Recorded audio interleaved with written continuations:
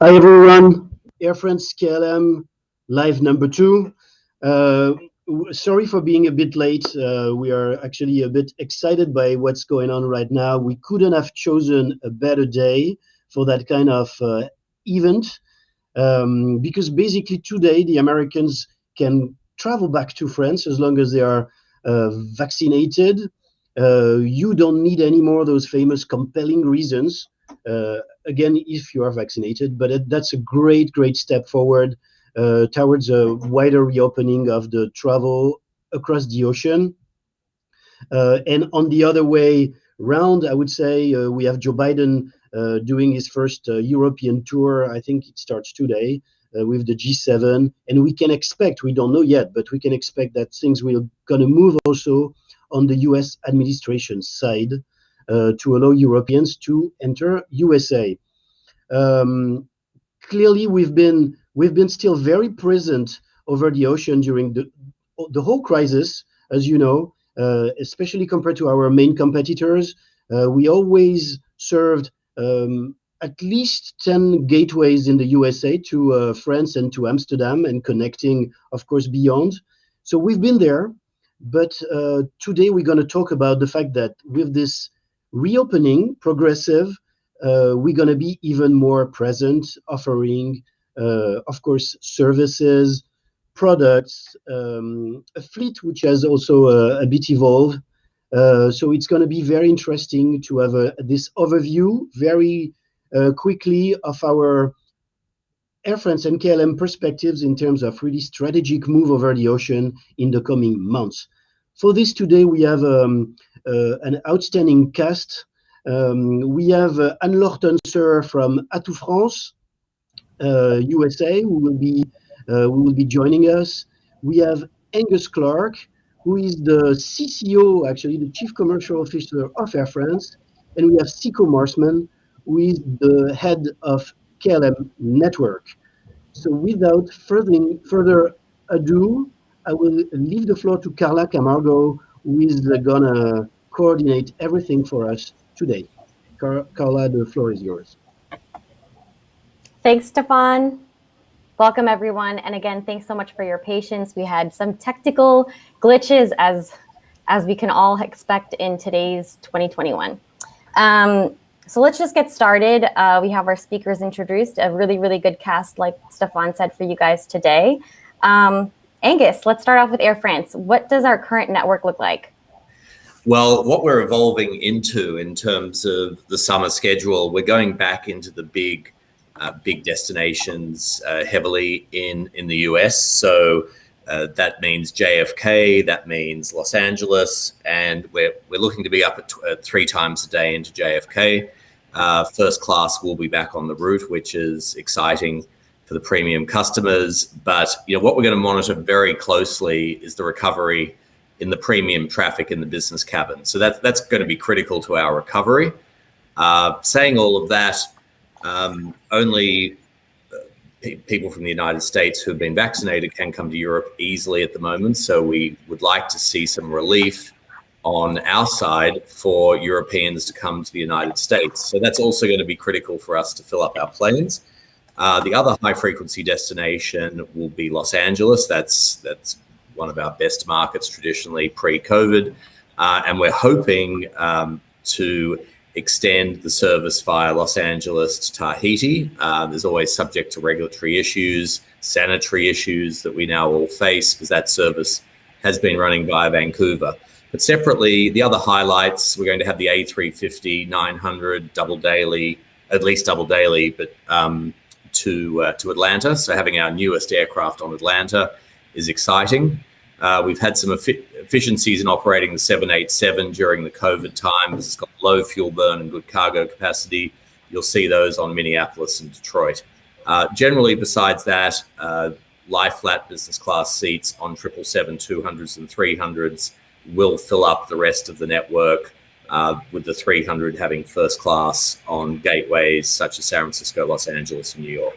So that's the general sort of round discussion. It's also exciting to announce that we're launching Denver 3 a week.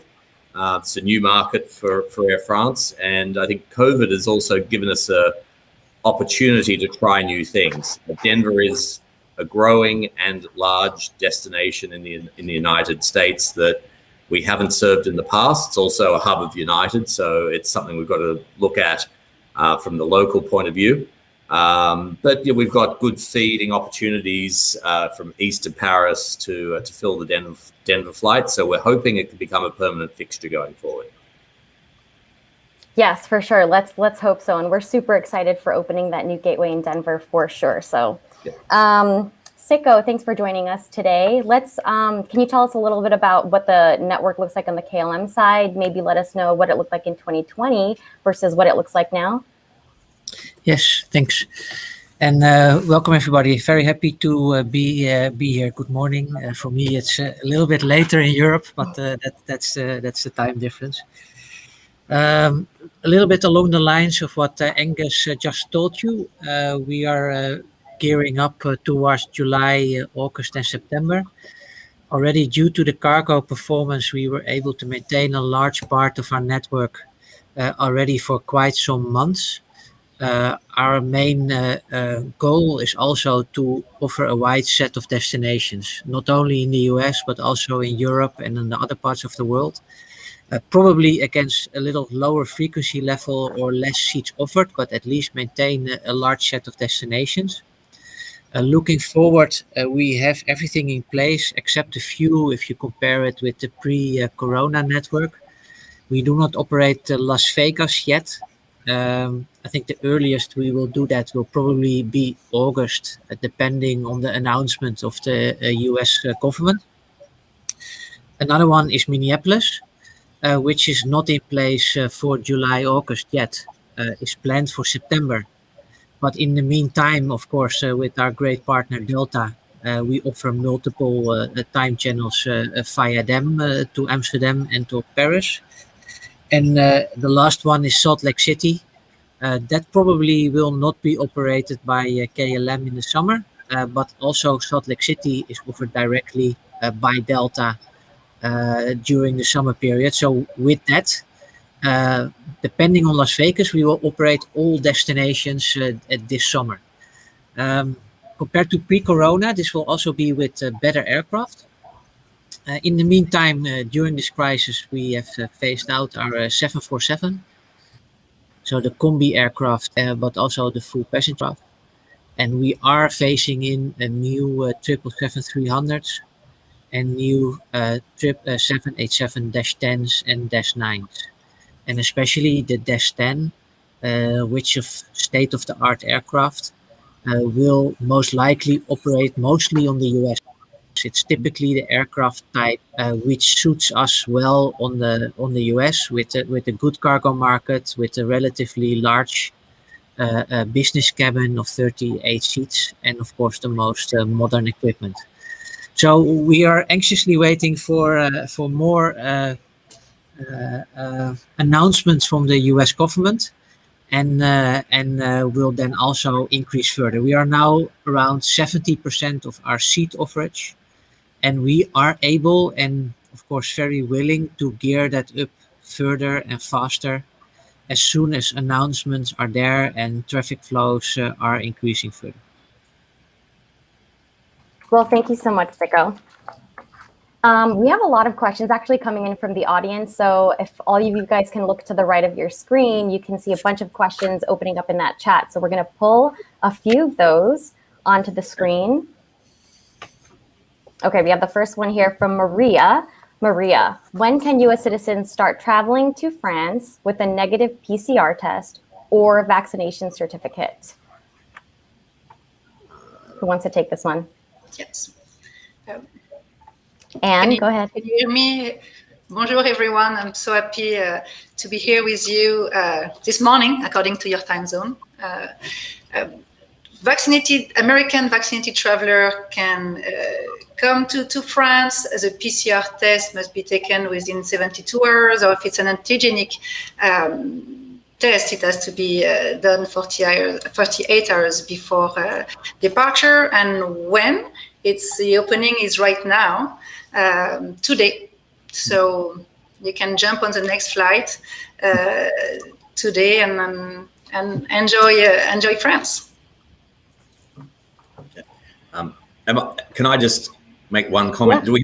They have to wait 2 weeks? Is that right? 2 weeks from the vaccination? Am I correct in saying? Absolutely. Yeah. The second shot has to be taken. Yes, you have to wait 2 weeks after the second shot. Yeah. Okay. Okay, thank you so much, Anne and Angus. Hopefully that answers Maria's question. Let's take another one. Got a lot of good ones. Elizabeth asks, we'd love to hear about holiday destination schedules, specifically in the Seychelles in March of 2022. When does the season end? Sicco, do you want to go? Sicco, do you want to go first? I don't think. I mean, from my point of view, we're not even mentally at March 22 yet. So it's the world's always changing. But I mean, Sicco, you've got a few more announcements, I guess, for winter that are a little bit more exciting. Yeah. So KLM, just to specifically answer the question, KLM does not operate to the Seychelles. So if there would be an operation in the winter period, it will be Air France. KLM is not operating. What we will do in terms of, let's say, more holiday-oriented destinations in the US is we will add Orlando to our network. We already have Miami. Delta used to operate Orlando, stopped with that. KLM will now add it per the winter period. It's still now published as a combination with the Miami schedule, but that is also to be seen how we do that. Of course, we want to have a direct flight, and probably we will move to that direct flight. For now, it's still as a combination in the system. And another one which we will install also in the winter period is Cancun. That's of course Mexico. It's not the US, but it is in the region, and that will operate a 3-weekly direct flight. Already, France operates a daily Cancun quite successfully, by the way. And then as of coming summer, KLM will also do. I think Air France is a little bit more oriented towards the French market. There's a lot of local traffic between Cancun and France, or between France and Cancun. For KLM, it will be a little bit more transfer traffic from the UK, from Germany, from the Nordics, which will probably be on our flight. So that is in the US and in Mexico. Furthermore, we will add Port of Spain, but that is maybe not so interesting for the US people, and Bridgetown, so that is Barbados. But what is new on the Africa side, what we already have now is Zanzibar. We will add Mombasa. That is a sun destination in Africa, and that will also is already available in the systems for everybody to book. Mombasa will be operated in combination with Dar es Salaam.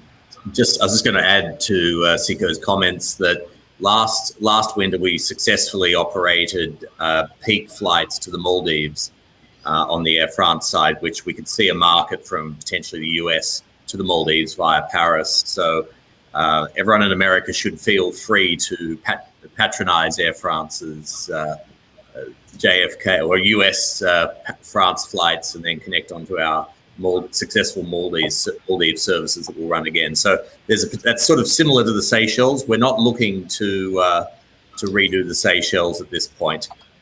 So Maldives, yes, Seychelles. Okay.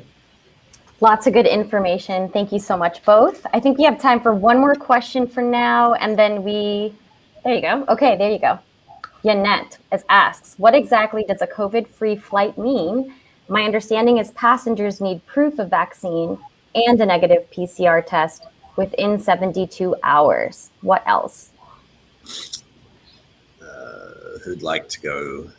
I mean, I think that's a really sort of broad statement today, because at the end of the day, this was something that came about, I'd say in the Air France world about 6 to 9 months ago, and we didn't actually make it work. In theory, everyone should be COVID-free with a PCR test 72 hours before everyone gets on the flight.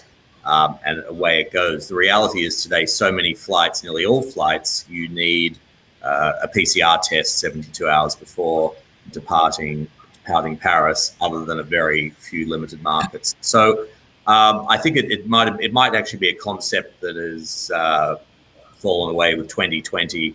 The reality is the restrictions become much tougher this year, and I think what's replaced it is vaccinated travelers with good proof and digital certification, potentially of vaccination after, say, a 2-week window of the second vaccine. I think that will be the new form of a COVID-free flight because everyone's vaccinated. So that's where I see the evolution. Sicco, Anne-Laure, any comments there? Not on my side for Okay. No, I agree on what you say, Angus. Okay. I know it's really tough. Things are changing day to day, literally. So we have news coming in, and everyone just has to stay up to date. And another way to do that also is to sign up to our Air France KLM newsletter, and it's a U.S. agent news, and you get news delivered right to your mailbox that way. So definitely sign up for that. Let's actually go over some poll results. We displayed a poll question up earlier at the beginning of the event, and we had asked our audience, if your customers are ready to travel to Europe this summer. So it looks like 5%, small percentage, say that no one's ready. That's pretty hopeful. So 40% says that less than half of their customers are ready to travel, and 15% say more than half, good, and 40% are actually actively booking. So it looks like people are ready to travel. That's some really good news. It's great to hear. So let's carry on and continue. So we talked a little bit about network before. Let's now just get into some of our fleet innovations. I know we have some pretty passionate aviation people on this call today. So let's start with Sicco. Can you tell us a little bit about KLM's flight innovations at the moment? Yeah. I already briefly elucidated on the phase out of the 747, the phase in of 2 300 and especially of the Dash 10. Especially when you look at the Dash 10, that is a very efficient aircraft for us, not only from a cost perspective, but also from a sustainability perspective, and that is very important to us. It is a relatively low fuel burning aircraft, and that is the aircraft type we are phasing in the coming 2 years on the long haul side. So the emphasis on the KLM side is phase in on Dash 10 and phase out of A330 200 and 300. The A330, the Airbus, will disappear in the coming, let's say, 3 years leading up to 2024, 2025. At the same time, when we have an influx of 787-10, we will also work on synchronizing our product with Delta and Air France. So in the course of next year, KLM on the long haul will also introduce premium economy or premium comfort, as we call it. KLM currently is, let's say, the exception to the JV. So Virgin has it, Delta has it, Air France has it, premium economy, but KLM not yet. We have economy comfort, but not premium economy, which is the separate cabin, which is in between business cabin and economy, and that will go live with the first aircraft half of next year, so half of 2022. And then it will take, of course, progressively, I think, close to a year to fully have it rolled out, because aircraft are leaving our engineering and maintenance department step by step. So in the course of 2023, that program will be finalized, and it will be on all aircraft, except the Airbus, because the Airbus is phased out. And there we do not install it anymore. So maybe for 1 year, we have it on one aircraft type not available. So that is a bit of an overview on the long haul side. So a focus on premium economy and a focus on a very, let's say, relative sustainable aircraft, 787-10. And then moving to the Europe part, we have 2 aircraft types for KLM in Europe. We have Boeing, the 737-800 and 700. In the coming year, we will phase out the 737-700 and will operate only with the 737-800. That's more or less half of our European fleet, 50 aircraft. And then we have very efficient Embraers, which is our regional aircraft. That's the other half of our European fleet, also 50 aircraft. And we will see a major shift in our European network. We will phase out the Embraer 190, which is for us a 100-seater. And we will phase in an Embraer 195 E2, which is a 130-seater. And again, that aircraft is one of the most sustainable aircraft currently available on the regional side. The other one, of course, is the A220, which probably Angus will say something about shortly. It's also a very efficient aircraft. So both the Embraer 195 and the Airbus A220 are very good from a fuel burning perspective, and that is at the heart of our program for Europe. 15 to 20 aircraft being phased in the coming 2 years going forward. Thank you, Sicco. And I know the both of you are super passionate about fleet. I know we can go on and on all day. That our office is full of aviation lovers here. Angus, can you tell us a little bit more about on the Air France side? Yeah, just quickly, we're backing the A350-900 as the future fleet for Air France. So we're replacing the A380, we're replacing 777-200s and A340-300 with the 350-900. We're expecting an 18% per seat fuel burn reduction with that aircraft. So great green credentials, lie flat, direct aisle access, business class seats, premium economy and regular economy.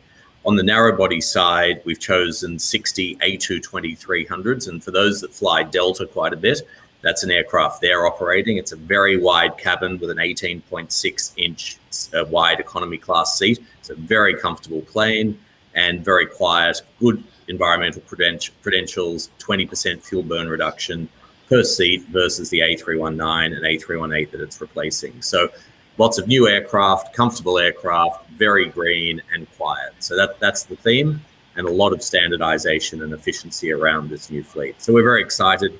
We're going to put the A350 on America on a regular basis. Thank you, Angus. And I think everybody is dying to get to this topic of what travel looks like right now, traveling to, from, and within France and the rest of Europe. So I'm going to take it over to Anne. She's going to tell us, Anne-Laure from Atout France, she's going to tell us a little bit more about what that journey looks like, and just keep the questions rolling in. We're going to have some more Q&A after in a little bit. Anne, take it away. Thank you, Carla. I must say, travel to France looks very good. And since the announcement made by our President Emmanuel Macron back in April, we saw a significant increase in demand for travel to France. We are monitoring different platforms, such as Destination Insight, for instance, powered by Google, where we can measure the impact on any announcement or event and the demand. And on the day Emmanuel Macron, if you recall, back in April on CBS, announced the reopening of borders in France for vaccinated American travelers, we saw an over 50% increase in air, in accommodation to France. And when a few days later, he published the timeline, the French government published the timeline of reopening, we saw another increase in demand.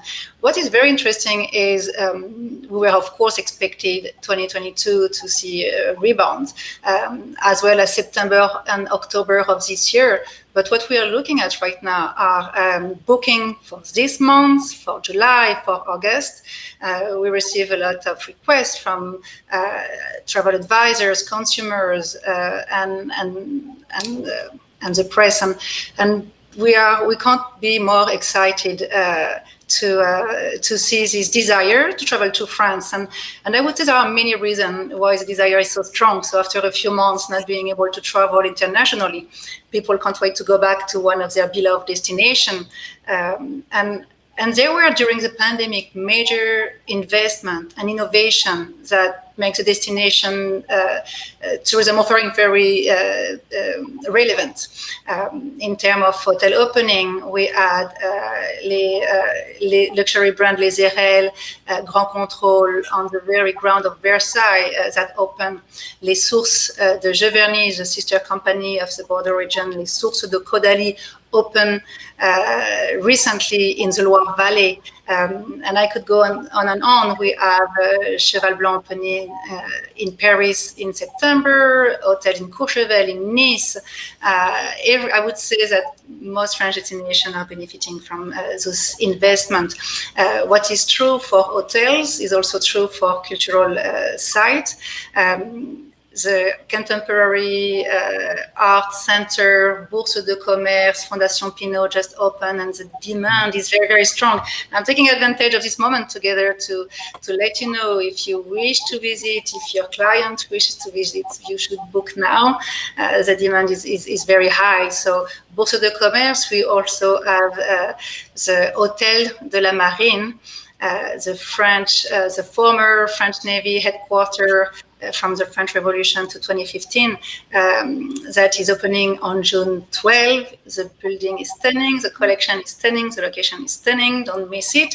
And as with hotel, I could go on and on. We have this Undersea Museum in Cannes, in Marseille, Le Bassin des Lumières, in the former submarine base in Bordeaux, that is presenting outstanding immersive experience on the art level. And I wouldn't forget to talk about the Luma Foundation in Arles. So there are many reasons to go. The French professionals are ready to welcome you and your clients to France. And if you allow me, Carla, to answer a few questions from the chat, if time allows. Eiffel Tower is opening on July 16. Versailles is open right now. So as the Louvre and major museum. Alicia, you were asking about quarantine. If you are vaccinated, you don't need to have a quarantine. Narcisse, what do you need when you arrive in France? Your vaccination card and the results of your test. Thank you, Anne. And I think you are addressing lots of good questions here in the audience. Let's see if we have a couple more. Ralph, can we pull some up? There you go. Kelly asks, what are the transit rules through Amsterdam for Americans traveling outside the Schengen region? What are the transit rules through Amsterdam for Americans traveling outside the Schengen region? Who can answer this one? Can you repeat the question? It looks like it says, what are the transit rules through Amsterdam for Americans traveling, is it on the outside of the Schengen region? I believe that's the question. I think that is allowed again. We had travel bans, but that was from South America and South Africa for connecting traffic outside Schengen. But I think with the PCR test, that transfer is allowed again in Amsterdam, if I'm correct. Thank you, Sicco. Kelly, hopefully that answers your question. Let's take another one. Robert asks, are you providing places in Paris where a COVID test can be taken for returning to the US? So Robert, we have lists, of course, like as of now, those lists will be found on a few websites that I would be willing to share. They are mostly in French. So what I want to say about this, test can be taken in most pharmacy in France. You will find also in major urban, area, but as well as in small town pharmacy that will be that are providing tests. So you will find, you can talk to the hotels. Some of them have already arrangements with their local pharmacy. But wherever you go, or your clients, you will be able to go to the pharmacy, have your test. This is a well-oiled machine as of now. But you can also do it at the airport. Even so, we suggest that you do it a bit before before going to the airport. But again, like I insist on this fact: pharmacy pop-up center throughout the country are here, and you will be able and your client to do this test in these places.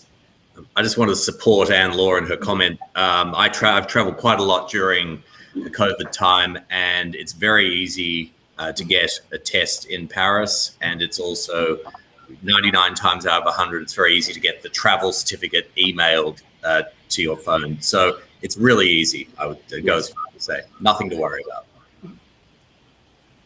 And firsthand experience is the most valuable. So that's thanks for sharing. We still have time for a couple more. Let's see. Narcisse, do passengers just need to present CDC vaccination card and negative test result at airport check-in, or do they need to upload and sign an online form prior to flight departure? I would suggest, as of now, just present your CDC card. You can, depending on which Narcisse, I didn't see where you were from, depending on your state, you like in New York, for instance, we have this app, but I would recommend show your card, the CDC vaccination card, and print as well the negative test result. You can also show it through your phone, but, when I'm traveling, I like to be ready to face any situation, so I print and I show what I can show on the screen, on the screen. Thank you, Anne. And I kind of just want to hear from all of you. How would you say to our audience that travel has changed from 2020 versus, or prior to 2020, versus what it looks like now? Just in your words, like if you can explain what travelers can expect, how they can feel, or is it really just looking almost like it was before? I can take this question, Carla. I would say that it would be like almost everywhere in the world, we do social distancing, have your mask, ready. And I would say that, like you will see the measure implemented in France. If we talk about restaurants, like right now you can have a meal indoor dining, but it will be a table of 6 max as of now. So I think that I see like in New York again, for instance, everything is open, but still people wear their masks, people practice social distancing. So I wouldn't exactly say it's like as it was before. No, not yet. And I think it's true for many countries. We just be careful and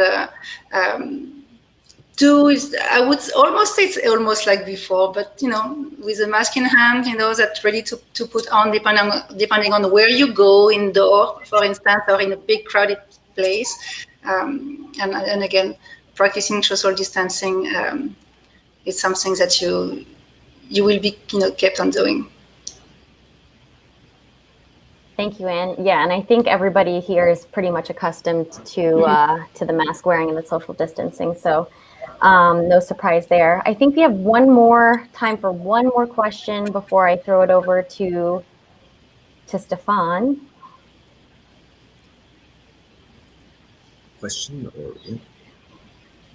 Okay, Tessa, you're the last question we have here today. If you do not have a vaccine, can you still do a PCR test and fly? If you do not have a vaccine, you will need to have like a reason. I mean, Stephane, you use that word, a complying reason to travel, and you will have to have a voluntary self-isolation for 7 days if you are not if you're not vaccinated, and you will need, of course, the PCR test. Mm-hmm. Compelling, thank you, Stephane. Compelling reason if you're not vaccinated. Thanks so much, Anne. And I think that's all the time we have for today. Thank you guys for joining. I'm just going to hand it over to Stephane now. Thank you, Angus, Sicco, and Anne-Laure. Stephane? Thank you, Carla. Thank you, everybody. It was really great to have you today. Honestly, I hope that everybody has understood that now we are not doing wishful thinking anymore. We are really talking about going back to business over the ocean. It's possible to travel when you are American, and it's a big step forward compared to where we were just yesterday and all those last 15 months. So it's great. We are super happy with that. We are present, and that's clearly the message today. We have plenty of seats available with good prices over the summer. We have way more space available than ever, I would say, today for summer. So it's really the moment to travel to Europe. And now we just have to cross fingers for the discussion between US and Europe administrations to end up into a reopening of the US border to the European travelers also. Thank you all. Have an excellent rest of the day, and let's get back in touch for the next Air France KLM Live later. Ciao, ciao.